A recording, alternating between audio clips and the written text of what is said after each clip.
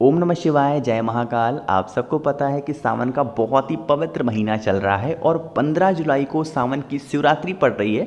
और हर बार की तरह इस बार भी गुरुजी इस बार ऑनलाइन पूजन कराएंगे, जो हम लोग टीवी में देख करके और साथ ही साथ गुरुजी के हम लोग भी कर सकते हैं। ठीक है, लेकिन बहुत ज़्यादा डाउट था आज के टाइम पे लोगों को। इंस्टाग्राम पे मुझे बहुत मैसेज आए, भैया हमें कोई सामान ना मिले तो हम क्या कर लें, कितने शिवलिंग बनाए, हमारे घर में 4 लोग रहते हैं तो क्या 4 शिवलिंग बनाए, कोई सामान नहीं मिल रहा है और क्या स्त्रियों के लिए भैया अलग नियम है। तो इन सभी की बात इस पूरी वीडियो में हम लोग करने वाले हैं। सिर्फ आप सुनते जाएं, समझने की कोशिश करिएगा। ठीक है, सबसे पहले एक एक जो भी आपके डाउट हैं उसको दूर करते हुए चलेंगे। हमको पता है कि टीवी पे जो भी आएगा वैसे वैसे जो वहाँ से बोला जाएगा हम लोग वही सुन करके अपने घर पे पूजन कर सकते हैं। पहला बात समझ में आ गया।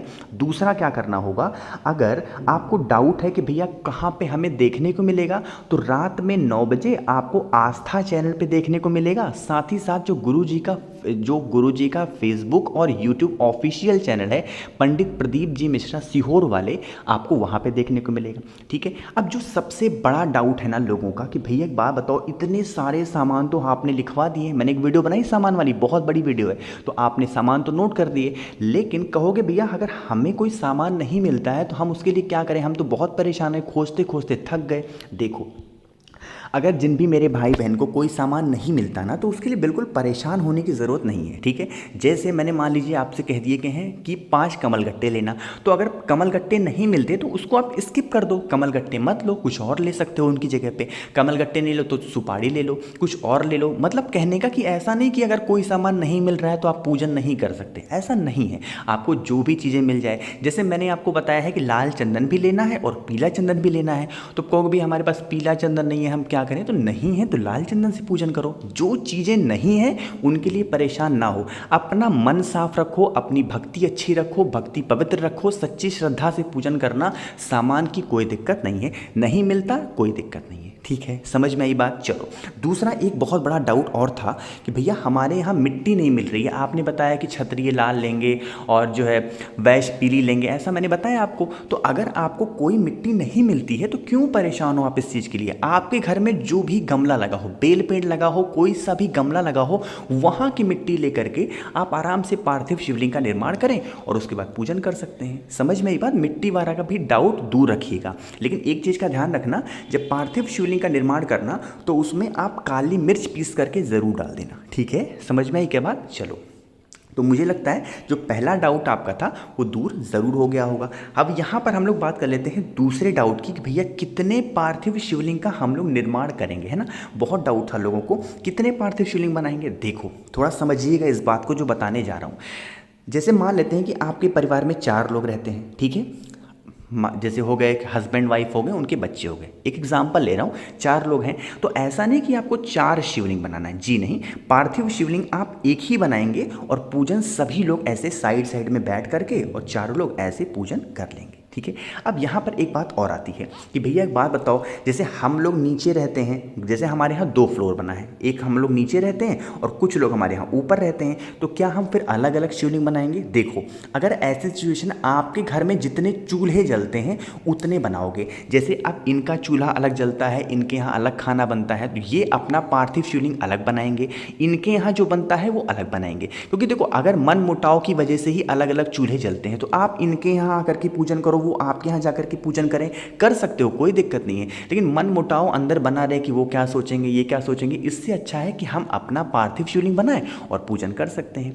समझ में। पार्थिव शिवलिंग मात्र एक परिवार के लिए एक ही पार्थिव शिवलिंग का निर्माण करना होगा, है ना, समझ में आ गया। अब यहाँ पर एक बात और बता देता हूँ कि जैसे कहते हैं भैया एक बात बताओ, जितने सामान आपने यहाँ पर लिखाए हैं, क्या उन सामान को प्रत्येक व्यक्ति के लिए मतलब अलग अलग होगा क्या। तो ऐसा भी नहीं है। जैसे मान लेते हैं हस्बैंड और वाइफ है, यानी कि पति और पत्नी इस साथ में बैठ रहे हैं पूजन करने के लिए, तो ये पति और पत्नी 2 लोग अलग अलग थोड़ी हुई, ये तो एक ही माने जाएंगे ना। एक ही तो माने जाएंगे। तो पति और पत्नी साथ में बैठ करके पूजन कर रहे हैं तो उनके लिए मात्र एक ही सामान लगेगा। पति पूजन करे या फिर पत्नी पूजन करे तो हाथ दोनों में से कोई भी एक व्यक्ति लगा करके और साथ में पूजन कर सकता है, कोई दिक्कत नहीं है, ठीक है। लेकिन अगर मान लेते हैं आपके बच्चे बड़े बड़े हैं तो आप क्या करेंगे, उन बच्चों के लिए आप अलग अलग सामान को रखेंगे। अब बच्चे छोटे हैं तो हाथ पकड़वा के उनका करवा सकते हैं, छोटे हैं 5 साल 6 साल के, कोई दिक्कत नहीं है। लेकिन बच्चे आपके बड़े हो गए हैं तो आप अपने बच्चों के लिए अलग से फिर पूजन सामग्री को भी रखेंगे। जैसे 108 गेहूँ मैंने बताए हैं तो 108 चावल बताए मैंने शायद, तो 108 जैसे चावल बताए मैंने, तो आप हस्बैंड वाइफ के लिए 108 ही चावल रखोगे। लेकिन आपके बच्चे बड़े हैं तो उनके लिए अलग से 108 चावल के दाने रखना, ठीक है। क्योंकि मैं जो बात कह रहा हूँ ना, मैं 2 बार से पूजन कर चुका हूँ, तो हमारे घर में ऐसी इश्यूज़ ऐसी दिक्कत आती थी, हम लोगों ने एक ही बार सारा सामान रख लिया। अब पूजन में बोलेंगे कि 108 चावल के दानों को समर्पित करें, तो कितना हाथ पकड़ करके समर्पित करोगे। इससे अच्छा है हस्बैंड वाइफ समर्पित कर लें और जो बच्चे हैं वो अपना अलग से कर लें। समझ में आई क्या बात? चलो, अब 2 चीज़ें तो मुझे लगता है आपको समझ में आ गई होंगी, कोई डाउट नहीं होगा। तीसरी बात कर लेते हैं, भैया स्त्री के लिए क्या कोई अलग नियम है? इसका जवाब है नहीं, स्त्री और पुरुष के लिए कोई अलग नियम नहीं है। कुछ लोग कह रहे थे भैया हमारे यहाँ महादेव को छूने नहीं दिया जाता स्त्रियों को, ऐसे क्या ही बोलूँ, कैसे क्या हूँ, मतलब क्यों ही कहूँ ऐसे लोगों को, ऐसा कुछ नहीं है। महादेव सभी के हैं, चाहे स्त्री हो पुरुष हो। आप पार्थिव शिवलिंग का निर्माण करें, पूजन कर सकते हैं अपने घर पे ही बैठ के, कोई दिक्कत नहीं है, ठीक है। 3 चीज़ें समझ में आ गई। जो सबसे ज़रूरी बात है ना वो बताने जा रहा हूँ, सुनिएगा बहुत ध्यान से, ठीक है।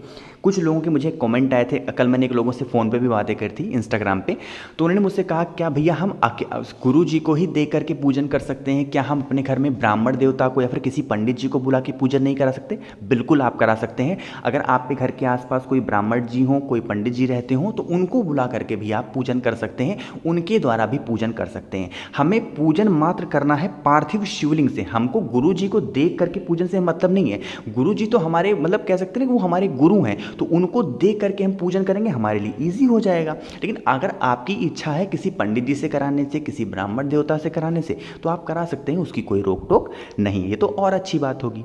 इतनी बात समझ में आ गई। एक बात और आपको बताना यहाँ पर चाहता हूँ, देखो जैसे जो पार्थिव शिवलिंग का आप निर्माण करोगे ना, वो जैसे पूजन कब से स्टार्ट होगी, रात को 9 बजे। तो आप जो पार्थिव शिवलिंग बना लोगे ना, वो रात को 9 बजे से पहले बनाना। कुछ लोगों के डाउट ऐसे थे, भैया आपने कहा था कि सुबह ही बना करके रख लो और सुखा दो, फिर शाम को पूजन करो। ऐसा करने से जो हम लोग पार्थिव शिवलिंग बनाते हैं वो देवताओं के हो जाते हैं, फिर हमारे नहीं माने जाते, ऐसा लोगों का कहना था। बट ऐसा कुछ नहीं है। अब देखो, मैंने 2 बार से मैंने पूजन की है, तो एक बार क्या हुआ था, गुरुजी ने शाम को 7 बजे ही, मतलब एक बार क्या दोनों बार में गुरुजी ने शाम को 7 बजे ही पूजन कराया। तो हम लोगों ने क्या किया, शाम को जब पार्थिव शिवलिंग का निर्माण किया तो हम लोगों ने फिर 6 बजे के आसपास पार्थिव शिवलिंग बना लिया। अब वो अच्छे तरीके से सूख ही नहीं पाया, तो हम लोगों ने जब रखा थाली में और जैसे ही जल वगैरह समर्पित किया, दूध वगैरह समर्पित किया, तो ये ऐसे जाकर के यहाँ से पार्थिव शिवलिंग ऐसे टूट करके नीचे गिर गया। तो हम लोग को फिर बहुत दुख हुआ कि अरे बताओ, इससे पहले बना लिए होते तो टूटता नहीं, हम लोग अच्छे तरीके से पूजन करते, है ना, समझ रहे हो। तो ऐसा कुछ भी सोचने की ज़रूरत नहीं है। सुबह बना लो आराम से, 10 12 1 बजे तक, 2 बजे तक, जब भी आपकी इच्छा करे, बस रात में 9 बजे से पहले बना करके रेडी रखना। सारी पूजन सामग्री अलग अलग कटोरी में, अलग अलग चीज़ों में रखना। ऐसा ना हो कि खोजना पड़े, गिरना पड़े, नहीं। एक छोटा सा दोना मिलता है मार्केट में, 20 रुपये में 25-30 ठो मिल जाएगा, खरीद ले आना और अलग अलग दोने में हर एक पूजन सामग्री को रखना, गिन करके रख लेना पहले से ही, ताकि जैसे कहें 108 चावल के दाने, जैसे आपको पता हो कि ये हमने गिन करके रखा है, तुरंत उठाया और चढ़ा दिया। क्योंकि जो आप पूजन करोगे ना, गुरु जी जब कराएंगे तो वो देखेंगे नहीं किसने चढ़ा पाए कौन नहीं चढ़ा पाए, वो वहाँ पर बैठ करके पूजन करेंगे, आपने चढ़ाया कि नहीं चढ़ाया वो वहाँ से देख थोड़ी रहे, वो तो वहाँ से आपको सिर्फ गाइड करेंगे, बताएंगे। अब आप चढ़ाओ ना चढ़ाओ ये तो भाई आपके ऊपर है, ठीक है, समझ में आई बात। तो जितनी चीज़ें मुझे पता थी धीरे धीरे करके आपको बताता रहूँगा। अब इसका विसर्जन कैसे करना है, कौन कौन सी चीज़ों का विसर्जन करना है नहीं करना है, इसकी बात हम लोग नेक्स्ट वीडियो में करेंगे। सब एक ही जगह बता दूंगा तो आप बोर हो जाओगे, परेशान भी होगे, ठीक है, समझ में आई।